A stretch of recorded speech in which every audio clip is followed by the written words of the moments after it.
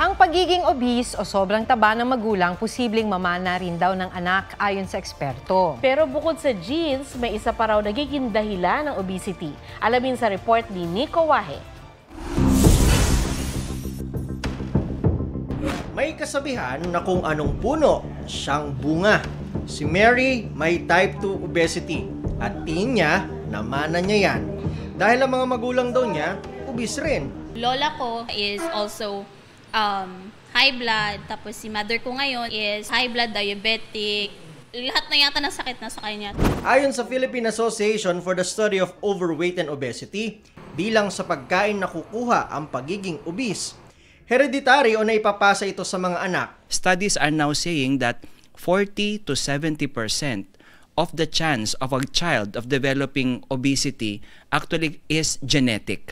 Galing ito sa dugo at ito ay maaring nakukuha sa pamilya sa mga magulang. At hindi na lang daw risk factor ngayon ang obesity. Obesity is now a disease in itself.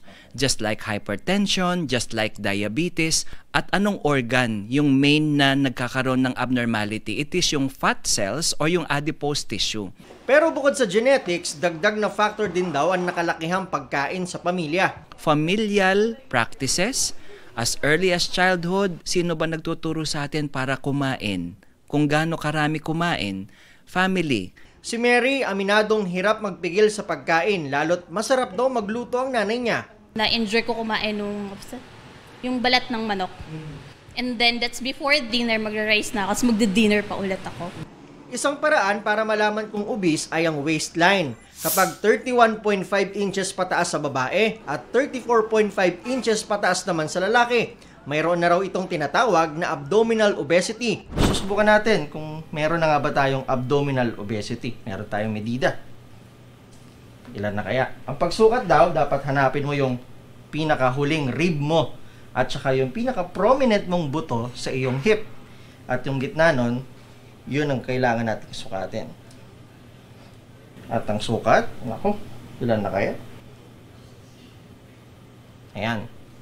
37 inches na ang sukat ng aking waistline. At meron na nga akong abdominal obesity.